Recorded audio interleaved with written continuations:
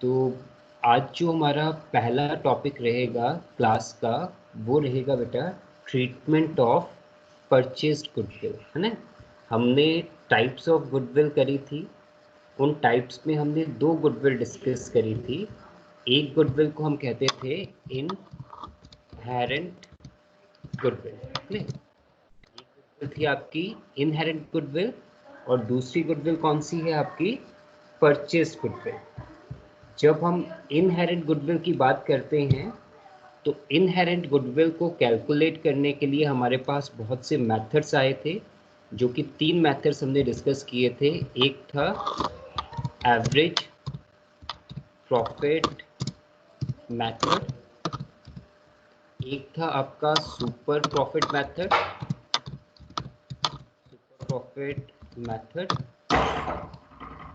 एक था आपका capitalisation method.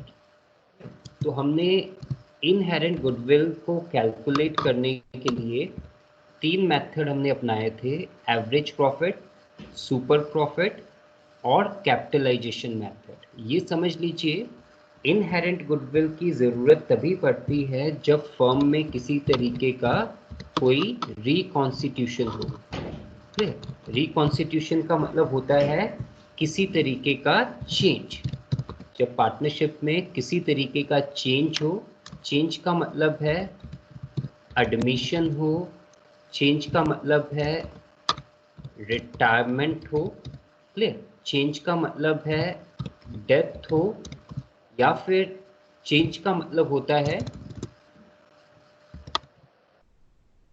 Change in PSR, clear, PSR, change in PSR means change in profit and loss sharing ratio.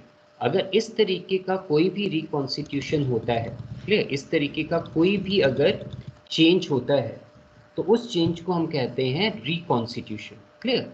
और उस reconstitution में हम इनहेरेंट गुडविल कैलकुलेट करते हैं, क्योंकि हमारे पास गुडविल का कोई आधार नहीं होता है और इन सारी रिकॉन्स्टिट्यूशन में या तो हमें पार्टनर्स को गुडविल देनी होती है या पार्टनर से गुडविल लेनी होती है। तो इसके लिए हम इनहेरेंट गुडविल का इस्तेमाल करते हैं और उसको हम अपने प्रॉफिट के बेसिस पे, चाहे वो एवरेज है चाहे सुपर प्रॉफिट है, उन प्रॉफिट के बेसिस पे हम गुडविल को निकालते हैं, जिसमें हम एवरेज प्रॉफिट का इस्तेमाल कर रहे हो सकते हैं, सुपर प्रॉफिट का इस्तेमाल कर रहे हो सकते हैं, या फिर कैपिटलाइजेशन मेथड का इस्तेमाल कर रहे हो सकते हैं।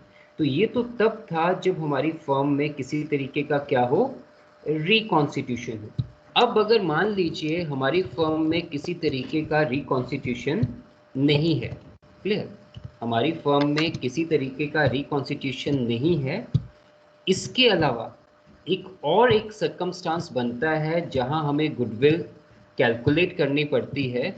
वो सर्कमस्टांस होता है purchase of running business, purchase of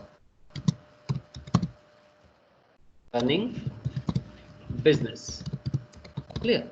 अगर हम किसी का कोई रनिंग बिजनेस खरीदते हैं तो उस रनिंग बिजनेस में हमें, जब उस बिजनेस को खरीदा जाता है तो वहां से परचेज गुडविल ऑटोमेटिकली निकल के आती है, क्लियर। कैसे निकल के आती है वो आपको आज बताएंगे। जितना पैसा हमें उस बिजनेस को देना पड़ता है over and above, over and over and above net worth, जितना पैसा हमें उस बिजनेस को देना पड़ता है उनके बिजनेस के लिए ओवर एंड अबव नेटवर्थ, उनके नेटवर्थ से ऊपर, जो आज आपको बताया जाएगा, नेटवर्थ मींस नेट एसेट से ऊपर, क्लियर, उसको हम परचेज गुडविल कहते हैं। और जब भी परचेज गुडविल आता है तो उस परचेज गुडविल को आपके बुक्स ऑफ अकाउंट्स में रिकॉर्ड भी किया जाता है। एक चीज़ बिल्कुल ध्यान रखिएगा यहाँ पे, जो आपकी इनहेरेंट गुडविल है उसको बुक्स ऑफ अकाउंट्स में नहीं लिखा जाता है, ये चीज़ याद रखेंगे। केवल बुक्स ऑफ अकाउंट में एक ही चीज़ लिखी जाती है जिसको हम कहते हैं परचेज गुडविल। तो ये किस कारणों से लिखी जाती हैं, इसके पीछे के दो अकाउंटिंग स्टैंडर्ड है, वो समझ लीजिए। पहला है अकाउंटिंग स्टैंडर्ड 10 जिसको हम ES 10 कहते हैं, और दूसरा है अकाउंटिंग स्टैंडर्ड 26, इसको हम इनटेंजिबल एसेट से रिलेटेड अकाउंटिंग स्टैंडर्ड कहते हैं। अकाउंटिंग स्टैंडर्ड 10 भी यही कहता है कि केवल परचेज गुडविल को लिखा जाएगा, और परचेज गुडविल को लिखने का मतलब क्या होता है कि हम अपनी बैलेंस शीट बनाएंगे फर्म की, और यहाँ पे क्या लिखेंगे, गुडविल। यहाँ पे जब भी एक चीज ध्यान रखिएगा, जब भी आपको पार्टनरशिप फर्म में बैलेंस शीट के एसेट साइड कोई भी गुडविल मिलेगी, वो गुडविल आपकी हमेशा ही हमेशा कौन सी गुडविल होती है, परचेज गुडविल होती है। क्लियर, वो हमेशा आपकी परचेज्ड गुडविल होती है, और उसको हम बैलेंस शीट के एसेट की तरफ दिखाते हैं। तो अकाउंटिंग स्टैंडर्ड 10 यही कहता है केवल परचेज गुडविल को ही बुक्स ऑफ अकाउंट्स में दिखाया जाता है, recorded in the books of accounts. Clear,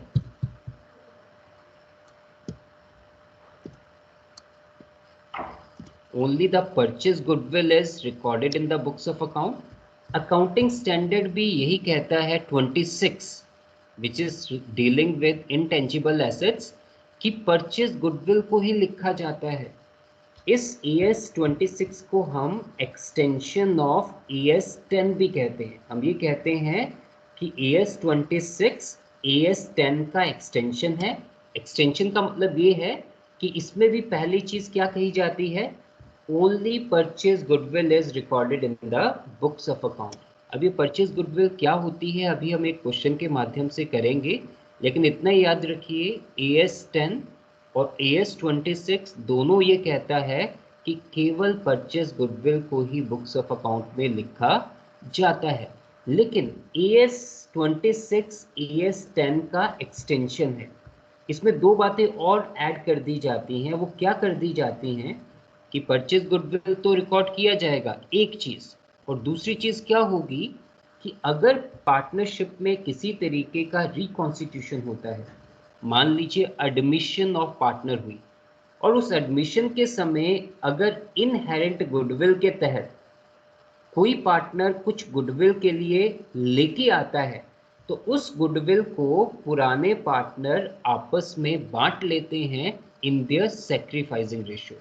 इस चीज को आपको और डिटेल में समझाया जाएगा under the treatment of goodwill at the time of admission of partner. जब हमारा एडमिशन ऑफ पार्टनर का चैप्टर चलेगा तो इस चीज को आपको दोबारा बताया जाएगा।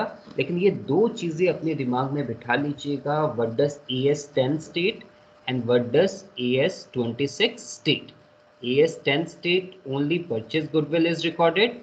ES 26 is the extension of ES 10 which also states only purchase goodwill is recorded in the books of account, plus एक और चीज इसमें ऐड कर दी जाती है कि अगर रिकॉन्स्टिट्यूशन के तहत कोई पार्टनर कुछ गुडविल के तौर पे लाए तो वो गुडविल पुराने पार्टनर सैक्रिफाइसिंग रेशियो में बांट लेते हैं। क्लियर, तो ये चीजें आपने याद रखनी है।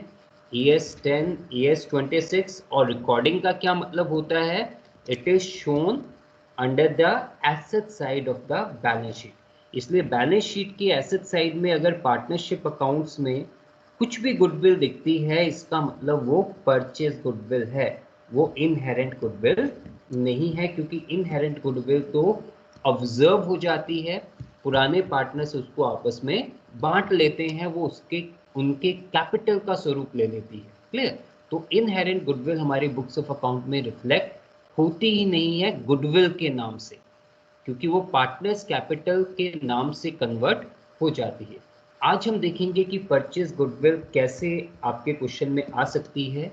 परचेज गुडविल का एक अगर क्वेश्चन आए कि when does purchase goodwill arise, तो आपका आंसर होना चाहिए it only arise when we purchase some running business. Purchase goodwill तभी आती है जब हम एक रनिंग बिजनेस खरीदते हैं। जैसे कि आपका क्वेश्चन ये फ्रेम किया गया आपके सामने, XYZ Limited purchased a business of ABC Limited, clear, at a purchase consideration or aggregate value of 10 lakh and acquired following assets and liabilities. एक XYZ है जो पार्टनरशिप फर्म है, उसने ABC लिमिटेड का बिजनेस खरीद लिया और उसको खरीदने के बाद उन्होंने क्या एग्री किया कि हम आपको 10 लाख दे देंगे।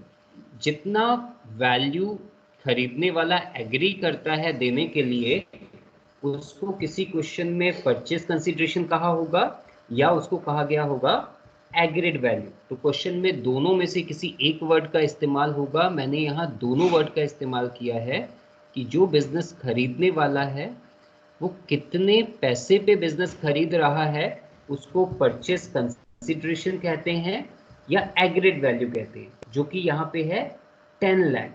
ये 10 लाख वो देने वाला है किसको? एबीसी लिमिटेड को। और एबीसी लिमिटेड का क्या लेने वाला है? बिजनेस। और जब वो बिजनेस लेगा, उसका खरीदेगा, उसको ये एसेट्स मिलने वाले हैं।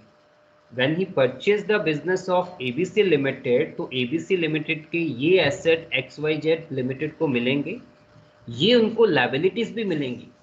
ये एसेट लेके, ये लाइबिलिटीज लेके, इसके बावजूद उनको 10 लाख रुपीस देना है। क्लियर? बदले में 10 लाख के क्या मिलेगा? ये एसेट्स मिलेंगे और इन लाइबिलिटीज को भी पे ऑफ करना है। अगर आप मोटे मोटे तौर पे देखो तो आपको क्या मिल रहा है? 6 लाख का एक चीज मिल रही है, 6 लाख प्लस 1 लाख प्लस 50,000, ये आपको एसेट्स मिल रहे हैं। लेकिन आपको इन एसेट्स के साथ कुछ लाइबिलिटीज को भी चुकाना है उस बिजनेस को खरीदने के बाद। 50,000 की एक लाइबिलिटी है, 75,000 की एक लाइबिलिटी है। इसका मतलब इन नटसेल आपको क्या हाथों में आने वाला है? 6,25,000। लेकिन इसके बदले में आप कितना देने वाले हो? 10 लाख। इसका मतलब इसके बदले में आप कितना देने वाले हो? 10 लाख। तो जो आप ओवर एंड अबव, ये आपका नेट एसेट्स हुए जो आपको मिलने वाले हैं, जिनको हम नेट वर्थ भी बोलते हैं। क्लियर? जी आपको मिलने वाला है और इसके बदले में आपको कितना देने वाला है, देना पड़ेगा? Purchase consideration.